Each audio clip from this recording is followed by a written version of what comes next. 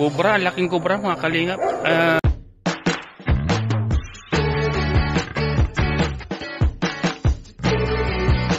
Si Kuya Jens, ano yun, reactor natin yan.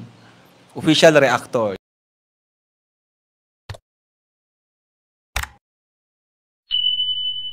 Hello mga kalingap! Welcome back sa aking YouTube channel. This is Kuya Jens. So kung bago ka lang sa aking YouTube channel, huwag niyo pong kalimutang mag-subscribe at click the bell button para like kayo updated sa bago upload na video. At huwag po natin kalimutang suportahan ng Butim Kalingap sa pangunan ni Kuya Val Santos Matubang, Ate Ed the Vlog at syempre Kalingap Rob. At pakisuportahan din po ang aming mga kasamahan sa Butim Kalingap. Nandiyan po ang K-Boys, Kalingap Partner, Kalingap Reactor at lahat po ng charity vlogger sa buong Pilipinas sa tumutulong sa mga kabayan natin ng lahat mahihirap. Suportahan po natin lahat guys. So ngayong araw mga Kalingap ay magbibigay po tayo ng reaction video ulit mga Kalingap sa nakakakilig na eksena ng tambalang Jomcar sa part 79 mga Kalingap na nangyari po sa Nabwa sa pagbisita po nila mga Kalingap sa bahay nila Papa Joms. At mamaya-maya rin po mga Kalingap magbibigay po ako sa inyo ng update patungkol po mga Kalingap sa mga kumakalat na naman mga Kalingap na kung ano-ano mga Kalingap. Mamaya pag-usapan tayo mamaya paalala sa bawat isa mga Kalingap. At speaking of mga Kalingap, ay grabe po, may hindi inaasahang pangyayari na nakunan po mga Kalingap ng kamera. Ito po mga Kalingap ay ang pagkahuli sa isang ahas po na pumasok sa loob ng bahay mga Kalingap. So mamaya, pag-usapan din po natin yan mamaya mga Kalingap. Pero bago yun, muli natin panoorin, balikan at kiligin sa nakakakilig na eksena ng tambalang Jomcar sa part 79 sa part 79 na pagbisita at pagpapakilala ni Papa Joms kay Carla sa kanyang mama. So tara pa, ano pang hinihintay natin mga Kalingap, tara panoorin na po natin at bigyan natin ng reaction video in 5, 4, 3, 2. Ay, tapos ka na no? Ito, pakwan. Hindi po, okay lang po. Ha? Thank you po. Hindi, kuha ka nito. Bilhin sa akin ni mama. Ubusin mo to lahat. Seryoso? Tulungan mo po ako. Ha? Hindi, kaya mo na daw yan. Kailan talaga nakatingin sa akin? Kuha ko din po. Ha? Sige, sabay na kita. Sarap ano? Gusto mo ice cream? Okay lang po. Hindi, meron dyan. Mag-request ako kay mama. Ma! Ice cream ko ng mama kay Carla. Ice cream. Anong flavor gusto mo, Carla? Ano daw flavor ng gusto mo? Wag mo. Anong flavor gusto mo? Magsagot ka. Si mama ko nagtatanong. Ha? May ano po na mama?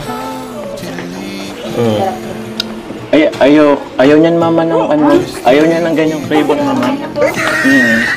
May ito, lychee yata, lychee. Or ano, avocado flavor ma. Ay, di pwede ma. Di pwede ma. Maghanap tayo mama. Ha? Ito na, Carla. Okay lang po, Carla. Ayaw niya mama, ayaw niya yan. Ayaw. Ayaw niya yan mama. O, yung isa pa. Bakit? Pataya lang po. Ayos lang yan. Walang hiya dito. Walang hiya naman yung tao. Di joke lang. Ay, wala mamang nagustuhan. Di ba ayaw mo yan? Thank you po. Thank you po. Pasensya na, yan lang. Di, okay lang mama. Okay lang po, thank you po. Thank you mama. Ha? Ano yan? Pilat ka na mula? Masaya po. Ano, ikaw lang pwede mag-ano? Okay lang kayo. Mabait naman yan si mama. Ano, may request ka pa? Ma, Mango Graham! Mango Graham ko. Mango Graham. Oo. Ay, meron. Gusto ni ka lang Mango Graham. O, pabili pa ma. Okay na po. Tama na po. Pasabay ko na mama sa... Joke lang. Baka nagiging Ay, mama! Mama! Okay na, mama. Naku, nakaya. Baka mapanood nila ano. Anisensya, baka anong isipin nila. Kasi po kung ano ang inaano. Nakaya.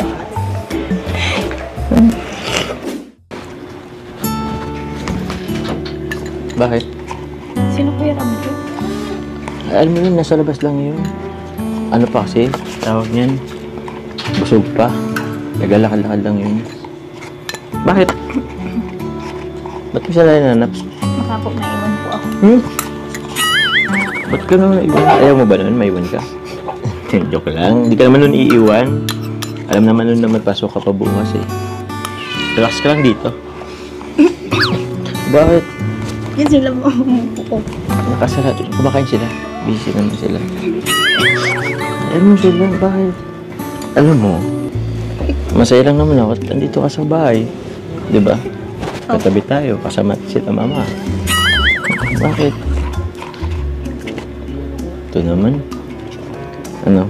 Ayos lang yan. Relax lang. Bakit? Umayos ka na po. Bakit? Sumang ka dyan kila mama. Tsaka mapapanood niya. Mapapanood po nila yan sa vlog. Okay lang naman kila mama mo. Alam naman na yan tayo, diba? Diba? Diba? Ano, baka pagod ka kasi. Baka gusto mo matulog. May kwarto dyan. Tulog ka muna? Okay lang po. Okay lang po. Hindi, mas komportable sa kwarto. May ano dun. Okay na po. Tara na. Okay dyan sa kwarto. Okay na po. Pinaayos ko yung kwarto. Tara na. Ha? Bakit baga po? Eh, okay na yung kwarto eh. Tara na. Oh, masaan ka? Oh, di ba? Hindi yan. Oh, di ba? Wala kang ganyan sa tarom. Bakit ba? Huwag mo lang buksan. Dito na lang, wala. Kasi po, okay lang. O, dito na. O, mas okay. Huwag na dyan sa labas. Dito na. Ano naman? Sabi ko lang naman mas komportable sa kwarto eh. Para ka naman hindi na nasanay. Eh, dun nga sa ano, naalala mo ng graduation mo? Di ba nga nakapasok ka sa kwarto mo? Oh, tapos ka na? Yeah. Ako na, babalik ko lang to ah. Grabe mga kalingap, talagang kahit ilang ulit mong panoorin itong part 79 ay the best talaga. One of the best episode ng Tambalang Jomcar. Kasi kahit ulit-ulitin mo siyang panoorin, talagang hindi mawawala ang ngiti, ang kilig, ang excitement, ang saya na mararamdaman nyo every time papanoorin nyo itong part 79 mga kalingap. At ayun nga mga kalingap, kanina nabanggit din natin na meron akong ibabalita sa inyo. Unahin na po natin yung kumakalat na naman na fake account po. May gumagamit po or may nagpapakalat na naman pong fake account sa YouTube na ginagamit mo ang pangalan ni Kalingap Jomar. So mag-ingat po tayo mga Kalingap dahil iba na naman po ang mga galawan ngayon ng mga bashers o mga naninira po sa Jomcar. So meron na po silang ginagamit ng mga fake account na kumakalat. So mag-ingat po tayo mga Kalingap dahil may mga gumagamit po ng fake account, kaya huwag tayong basta-basta maniniwala sa mga comments na sisilabasan sa mga live, kasi marami na naman po nagsisikalat mga Kalingap ng mga fake account. Ginagamit o ginagaya po yung pangalan ng ating mga hinahangaang mga vloggers and charity vloggers po. So ayun mga Kalingap. Tsaka speaking of, kanina mga Kalingap, nabanggit ko rin at nakita natin sa intro. So sa hindi inaasahang pangyayari nga mga Kalingap ay meron po nakuwang ahas mga Kalingap. Ano, grabe, ahas. Talagang year of the snake talaga ngayon mga Kalingap. Talagang mag-ingat po tayo mga Kalingap sa mga hindi inaasahang bagay, sa mga bagay na nangyayari po. So ayun mga Kalingap, speaking of, literal na ahas po mga Kalingap nakuha sa loob ng coffee shop, ng bahay po, kung saan tumutuloy ang mga kasamaan po natin sa K-Boys. Kasi yung bahay nila Kalingap Prab, ni Kalingap Prab ay katabi mismo ng coffee shop. Kung saan, dun sa coffee shop na yun mga Kalingap, tinawag namin siyang coffee shop kasi para siya, ang plano dapat talaga ng coffee shop dati, hindi ko lang alam kung ano na magiging plano ni Kalingap Prab. Pero, ayun, parang yun ngayon yung opisina ng, ni Kalingap Prab tsaka ng mga K-Boys. Doon nagtitipon-tipon, doon nagbi-meeting, so parang naging opisina nga siya. And at the same time, may mga natutulog doon na mga kasama natin sa K-Boys. At ayun nga, sa hindi inaasahang pangyayari, ay may nakuhang o nahuling ahas po at napatay na ahas po na pumasok po nung nakaraang gabi mga Kalingap. So ito po mga Kalingap, panoorin niyo po mga Kalingap itong video clip na ito. Cobra, laking cobra mga Kalingap. Napatay dito sa loob ng coffee shop po. Mga kalingap, so mag-ingat po tayo mga kalingap, dapat panatiliing malinis ang kapaligiran at walang anumang lugar na pwedeng pamasukan ng mga ahas mga kalingap. Ganon din mga kalingap sa buhay ng tao, mag-ingat po tayo mga kalingap.